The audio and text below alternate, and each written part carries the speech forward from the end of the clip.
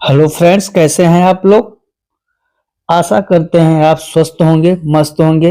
साथियों, हम लोग मॉडल पेपर का प्रैक्टिस कर रहे हैं और आज का जो मॉडल पेपर है हम लोगों का हिंदी मॉडल पेपर है। हिंदी में आज हम लोग चलेंगे सीटेट स्पेशल क्लास की ओर। तो चलिए शुरू करते हैं। पहला प्रश्न, संतोष। जो संतोष शब्द है इसका संधि विच्छेद बताना है और आपको पता है कि संतोष व्यंजन संधि है। कौन सी संधि है? व्यंजन संधि है। और व्यंजन शब्द में रूल नंबर आपका कहता है कि अगर म के बाद कोई व्यंजन आए तो म किस में बदल जाता है? अनुस्वार में। ठीक है, तो यहां पर इसी रूल के तहत हम लोग चलेंगे। इसका जो विच्छेद होगा क्या होगा? सम धन तोष। सम धन तोष। तो कौन सा विकल्प आपका सही है? First option is the right answer. Next question. Next question कह रहा है समास शब्द का अर्थ। समास का अर्थ होता है संक्षेप। Next question. नेक्स्ट कह रहा है, नेक्स्ट क्वेश्चन आपका कह रहा है पुरोहित में उपसर्ग है। मित्रों, अगर हम लोग पुरोहित का विच्छेद करें तो होता है पुरह धन हित।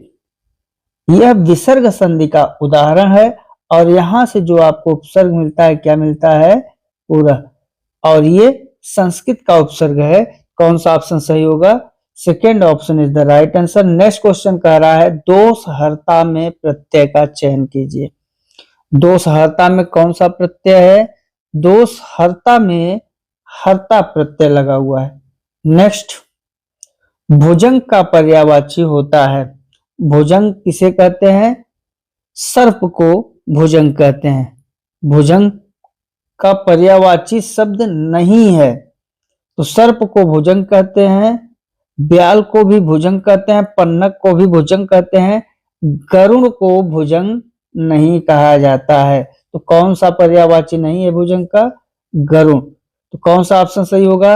आपका सेकेंड ऑप्शन सही होगा। Next question. त्रिकालज्ञ शब्द का अर्थ होता है। त्रिकालज्ञ का मतलब क्या होता है? जो सब कुछ जानता हो। त्रिकालज्ञ का मतलब जो सब कुछ जानता हो, सबको जानने वाला, अर्थात तीनों काल को जानने वाला, अर्थात सर्वज्ञ। कौन सा ऑप्शन सही है? Fourth option is the right answer. Next question. स्त्री जो अभिनय करती है हो वाक्यांश के लिए एक शब्द। जो अभिनय करती है उसे हम लोग क्या कहते हैं? अभिनेत्री। नेक्स्ट, उद्यम शब्द का विलोमार्थक शब्द है। जो उद्यम, उद्यम मतलब क्या होता है? परिश्रमी। और परिश्रमी का विलोम शब्द आलस्य। परिश्रम करने वाले का विलोम आलस्य होगा। नेक्स्ट, जो बात लोगों से सुनी गई हो वाक्यांश के लिए एक शब्द। जो बात लोगों से सुनी गई हो उसे क्या कहते हैं? अश्रुत, लोकोक्त, सर्वापि किंवदंती। जो बात लोगों के द्वारा सुनी गई हो उसे क्या कहते हैं? किंवदंती। नेक्स्ट क्वेश्चन कह रहा है आंख के अंधे और गांठ के पूरे। आंख के अंधे गांठ के पूरे मुहावरे का अर्थ है धनी परंतु मूर्ख, गरीब किंतु अक्लमंद, धनी परंतु अक्लमंद, गरीब परंतु मूर्ख। आंख के अंधे और गांठ के पूरे। गांठ के पूरे का मतलब धनी और आंख के अंधे का मतलब मूर्ख। क्या हो जाएगा? धनी परंतु मूर्ख। कौन सा ऑप्शन सही है? One option the right answer. Next, next question कह रहा है चोर के पैर नहीं होते। मुहावरे का अर्थ। इसका मतलब क्या होगा? पापी का मन स्थिर होता है, पापी का मन अस्थिर होता है, पवित्र व्यक्ति का मन अस्थिर होता है, गरीब का मन अस्थिर होता है। पैर नहीं होते का मतलब होता है अस्थिर। इसका मतलब कौन सा ऑप्शन होगा? चोर के पैर अस्थिर मतलब पापी का जो मन है अस्थिर होता है। कौन सा ऑप्शन सही? 2 option is the right answer. Next question, Kirtilata शब्द की रचना है। जो कीर्तिलता शब्द है वो किस भाषा में लिखी हुई है? तो कीर्तिलता आपकी अवहट्ट भाषा में लिखी हुई रचना है। किस भाषा में? अवहट्ट। नेक्स्ट, चंदायन किस कवि की रचना है? चंदायन आपके मुल्ला दाऊद की रचना है। किसकी? मुल्ला दाऊद की। नेक्स्ट, अमृतलाल नागर। अमृतलाल नागर की रचना है सेठ बांकेमल, वारेन हेस्टिंग का साड़, शिव साधना और राक्षस का मंदिर।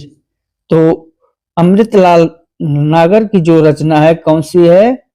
सेठ Bankemal. First option is the right answer. Next question, next question आपका क्या है? निम्न में कौन तार सप्तक का कवि नहीं है? तार सप्तक, तार सप्तक का कवि कौन नहीं है? रामविलास शर्मा हैं। मुक्तिबोध भी तार सप्तक के कवि हैं। शमशेर बहादुर सिंह तार सप्तक के कवि नहीं माने जाते हैं। भारत भूषण अग्रवाल भी हैं तार सप्तक के कवि। तो कौन सा सही है आपका विकल्प? 3 option is the right answer. जो तार सप्तक है, तार सप्तक में 7 कवि हैं। कौन कौन? गजानन, माधव मुक्तिबोध, भारत भूषण अग्रवाल, प्रभाकर माचवे, गिरजा कुमार माथुर, रामविलास शर्मा, हीरानंद वात्स्यायन अज्ञे जी और नेमिचंद्र जैन। ये टोटल 7 कवि तार सप्तक में माने जाते हैं। शमशेर बहादुर सिंह उसमें नहीं है। नेक्स्ट, शुद्ध वर्तनी वाला शब्द। अतिशयोक्ति, अतिशयोक्ति, अतिशयोक्ति, अतिशयोक्ति। कौन सा ऑप्शन सही है इसमें? इसमें आपका अतिशयोक्ति होता है। क्या होता है? अतिशयोक्ति, अर्थात चौथा ऑप्शन सही है। नेक्स्ट क्वेश्चन, त्रिनेत्र शब्द में समास है। त्रिनेत्र, कितने नेत्र? त्रिनेत्र, अर्थात कौन? शिव जी। 3 नेत्र वाले अर्थात कौन? जिसके 3 नेत्र हैं, शिव जी। कौन सा समास हो जाएगा? बहुब्रीहि समास। 3 नेत्र हैं जिसके अर्थात शिव जी, बहुब्रीहि समास होगा। नेक्स्ट क्वेश्चन, पावक शब्द का संधि विच्छेद। पावक कितने अक्षर? 3। बीच में आ, क, पा। अब देखिए, पावक से हम निकाल ले रहे हैं क्या? प, आ, क। अब देखिए, आव की जगह हम लोग क्या करेंगे? औ की मात्रा लगाएंगे। किसकी मात्रा? औ की मात्रा। और तो क्या बन जाएगा? पौधन अक, पौधन अक अर्थात पावक। तो कौन सा विकल्प सही है? आपका फर्स्ट विकल्प ही सही है, अर्थात first option is the right answer. Next question, आंसू शब्द का बहुवचन होगा। जो आंसू शब्द है इसका बहुवचन क्या होता है? आंसू जो है अपने आप में भी एक वचन और बहुवचन दोनों होता है, इसलिए इसका बहुवचन क्या होगा? आंसू ही होगा। नेक्स्ट, भाषा सीखने का स्वाभाविक मनोवैज्ञानिक क्रम क्या है? भाषा के लिए हमें सबसे पहले क्या करना पड़ता है? सुनना पड़ता है। जब हमने भाषा को सुना, सुनने के बाद बोलना, बोलने के बाद पढ़ना और पढ़ने के बाद लिखना, ये क्रम चलता है 1 2 3 4। तो सुनना, बोलना, पढ़ना, लिखना कौन से ऑप्शन में है? दूसरे ऑप्शन में है, इसलिए दूसरा विकल्प आपका सही होगा। नेक्स्ट क्वेश्चन, नेक्स्ट क्वेश्चन आपका है, भाषा शिक्षण में उद्योतन सामग्री का प्रयोग का लक्ष्य है। जो उद्योतन सामग्री है इसके प्रयोग का लक्ष्य क्या है? जो इसका प्रयोग का लक्ष्य है वो बालकों में प्रेरणा के लिए होता है। किसके लिए? प्रेरित करने के लिए।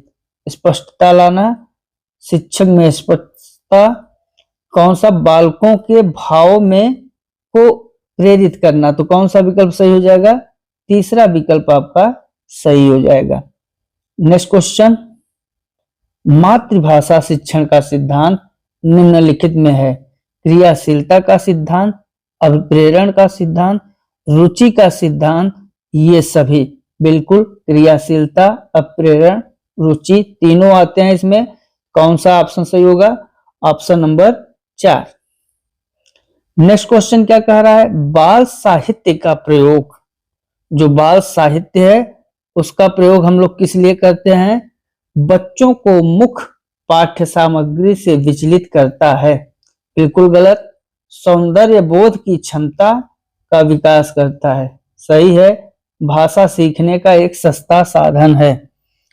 इसमें बाल साहित्य से भाषा सीखने का साधन सस्ता नहीं है। सस्ता और महंगे की यहाँ बात ही नहीं होनी चाहिए, इसलिए ये भी विकल्प गलत है। व्याकरण शिक्षण में उचित है, जबकि विकल्प में दिया है उचित नहीं है। तो कौन सा सही हो जाएगा? यहाँ से आपका सेकेंड ऑप्शन सही होगा। नेक्स्ट क्वेश्चन, भाषा शिक्षण की प्रायः किन नवीन पद्धतियों द्वारा किन बातों पर विशेष बल दिया जाता है?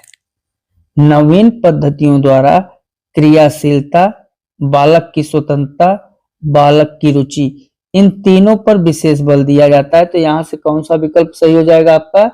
ये सभी, अर्थात सबके सब। नेक्स्ट क्वेश्चन, वृक्ष का पर्यायवाची निम्न में से कौन सा नहीं है? हम लोग वृक्ष को क्या कहते हैं? वृक्ष को हम लोग कहते हैं तरु, दुम भी कहते हैं वृक्ष को, विटप भी कहते हैं, विरक्त नहीं कहते हैं। विरक्त पर्यायवाची किसका है? विरक्त उदासीन का पर्यायवाची है, न्यूट्रल, उदासीन। ठीक है। या सांसारिक मोह, सांसारिक मोह। तो यहां से विरक्त का मतलब क्या हुआ? सांसारिक मोह से दूर या फिर उदासीन। नेक्स्ट क्वेश्चन, प्रज्ञा चक्षु। जो प्रज्ञा चक्षु है इसका अर्थ क्या होता है? प्रज्ञा चक्षु का मतलब होता है विद्वान, तीव्र दृष्टि नहीं, विद्वान ही होगा। नेक्स्ट क्वेश्चन, नेक्स्ट आपका है, विज्ञान ने मानव को सहनशील बनाया है क्योंकि उसे चिंतन व तर्क करने योग्य बनाकर। बिल्कुल, उसे अधिक बुद्धिमान बनाकर। ये आपका कैसा है? ये उसे बुद्धिमान से क्या मतलब है? विज्ञान से कौन बुद्धिमान बनता है? उसे अधिक सभ्य बनाकर। ये भी गलत है। उसे अधिक खुशहाल बनाकर। अर्थात कौन सा ऑप्शन सही है? आपका पहला ऑप्शन सही है। नेक्स्ट क्वेश्चन, नेक्स्ट कह रहा है, एक सहनशील व्यक्ति वह होता है जो, सहनशील व्यक्ति वह होता है जो दूसरे के विचारों को स्वीकार करता है। बिल्कुल बिल्कुल, दूसरों को वे जिस बात में विश्वास करते हैं उन्हें दंडित कर विश्वास करने देता है। गलत है। पीड़ित लोगों के प्रति दया दिखाता है। जो सहनशील व्यक्ति है उसमें ये दया भावना अलग की बात हो गई, इससे मतलब ही नहीं है। ये भी गलत हो जाएगा। अपने विचारों को किसी पर थोपने का प्रयास करता है। ये भी गलत है। अर्थात यहां से कौन सा सही होगा? यहां से आपका पहला विकल्प दूसरों के विचारों को स्वीकार करता है। नेक्स्ट क्वेश्चन, नेक्स्ट आपका है, विज्ञान ने बढ़ाया है। विज्ञान युद्ध के भय को? बिल्कुल नहीं। अन्य लोगों को यातना देने की संभावना को? यहाँ यातना देने की संभावना से क्या मतलब है? तो अनंत अशांति की संभावना को, बिल्कुल गलत। मानव में असहिष्णुता को, ये भी गलत है। अर्थात कौन सा सही होगा? अन्य लोगों को यातना देने की संभावना को। कौन सा सही है? यही विकल्प आपका सही है। वैसे ये तीन पूर्ण रूप से गलत हैं। नेक्स्ट क्वेश्चन, तलैया का पर्यायवाची नहीं है। जो तलैया है, तलैया मतलब क्या होता है? तलैया मतलब होता है तालाब। तो यहाँ पर तालाब या झील को हम लोग एक तरीके से, झील भी क्या है? एक तरीके से तालाब ही है। तो तालाब भी होता है तलैया का पर्यायवाची, झील भी है, तालाब भी है। तटाक मतलब कौन सा नहीं है? नदी। तलैया का मतलब होता है एक छोटा तालाब या पोखर। पोखर नुमा आपका झील होता है, और तालाब तो आप लोग जानते ही हैं। इसलिए यहां तटाका की जगह तड़ागा लिख लीजिए, तड़ाक। कौन सा इसमें नहीं सही है? आपका नदी। तटाक मतलब भी तालाब होता है, तड़ाक मतलब भी तालाब होता है। तो इसमें से पर्यायवाची नहीं है पूछा है, तो नहीं है में आपका नदी हो जाएगा। Next question. तो आज बस इतने ही प्रश्न थे। तो साथियों, ये सारे प्रश्न सीटेट में 100% श्योर है, आने की पूर्ण रूप से संभावना रखते हैं। तो इन प्रश्नों का बार बार रिवीजन करिए, अपने परीक्षा में एक बेहतर परिणाम लाइए। मित्रों, अगर आपको वीडियो अच्छी लगे तो लाइक, सब्सक्राइब एवं कमेंट जरूर किया कीजिए। तो आज बस इतना ही, मिलते हैं अगले मॉडल पेपर में अगले वीडियो के साथ। तब तक के लिए जय हिंद, जय भारत, वंदे मातरम।